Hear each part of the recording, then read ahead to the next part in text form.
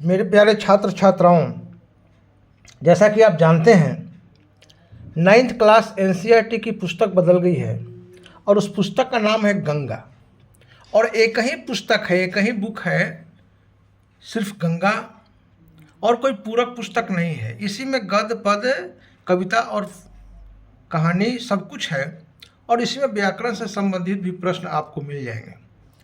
तो आइए आज हम लोग इस वीडियो में सबसे पहला जो पाठ है उसका अध्यापन करते हैं।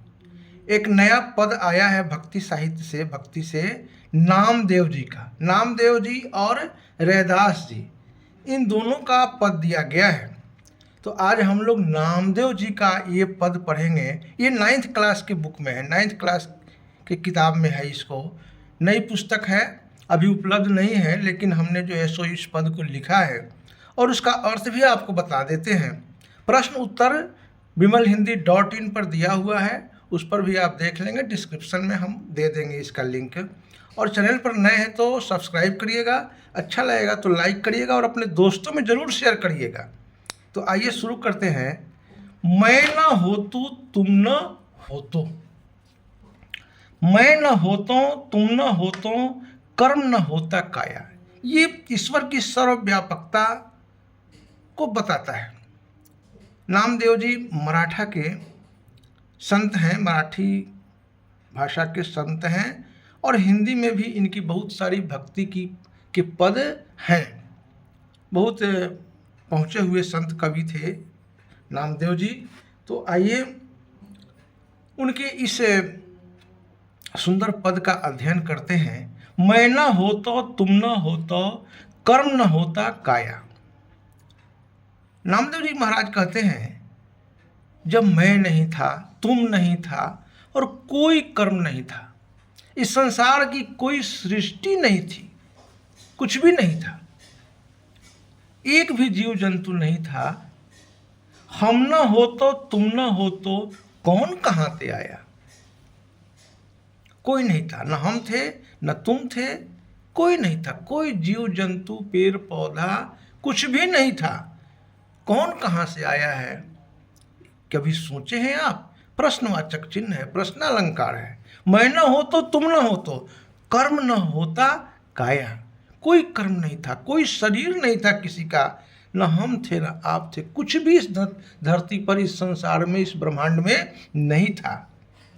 पहली पंक्ति, हम न हो तो तुम न हो तो कौन कहाँ से आया।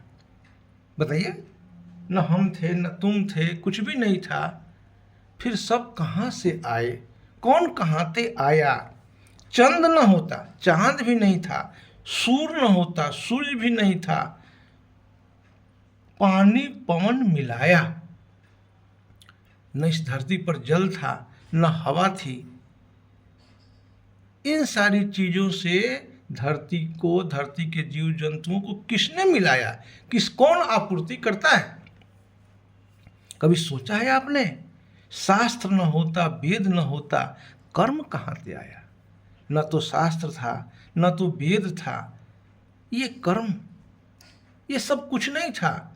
आपने कभी सोचा है ये सब कहाँ से आया? मेरे प्यारे भैया बहनों, अच्छा लग रहा है तो लाइक करिएगा, दोस्तों में शेयर करिएगा। एकदम लाइन बाय लाइन आप अर्थ समझ लीजिए। नामदेव जी का यह पद है, मैं न होता तुम न होता। ईश्वर की सर्वव्यापकता है, ईश्वर सब जगह व्यापक है। जब कुछ नहीं था तो सिर्फ ईश्वर थे, वो दिखाई नहीं देते।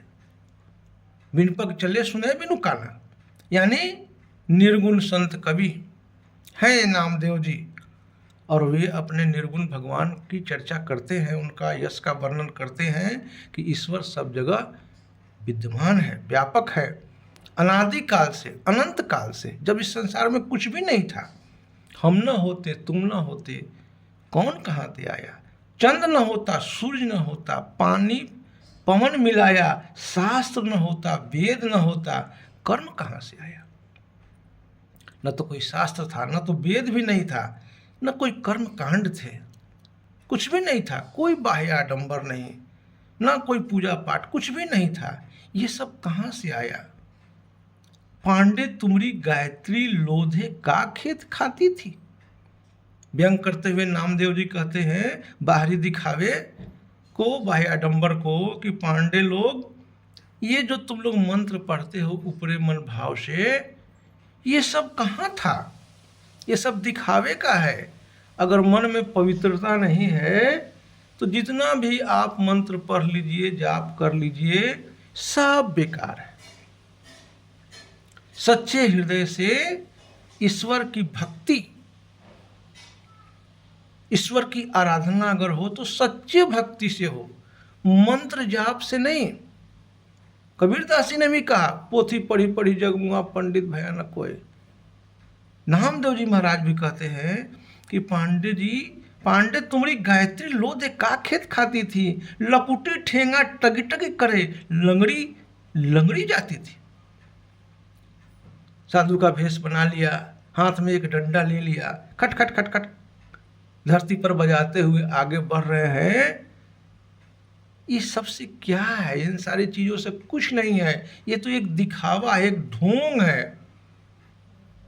ये ढोंग है, इससे दूर रहने की आवश्यकता है।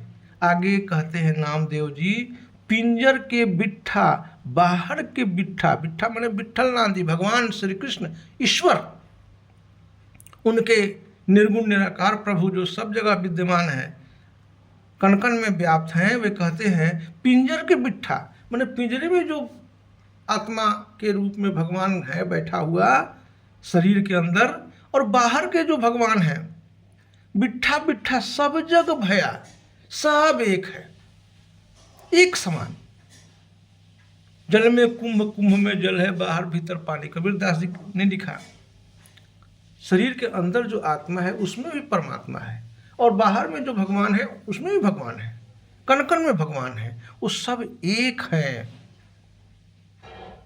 इसलिए अपने हृदय में ईश्वर को ढूंढने की आवश्यकता है।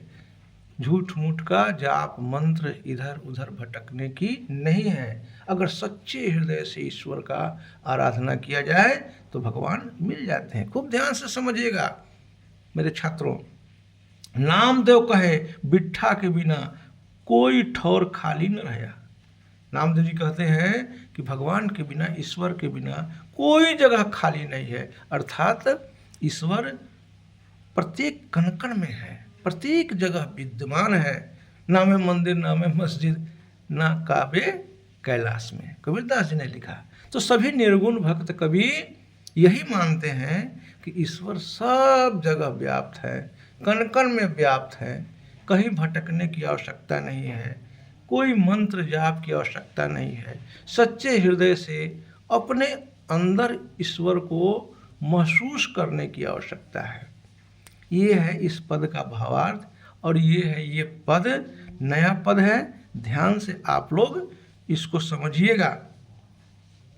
तो अच्छा लगा तो आप वीडियो को लाइक करिएगा, नए हो तो सब्सक्राइब जरूर करिएगा, क्योंकि यहाँ पे 9th 10th 11th 12th और अन्य कक्षाओं की हिंदी की जानकारी दी जाती है। फिर अगले वीडियो में मिलेंगे, तब तक के लिए धन्यवाद।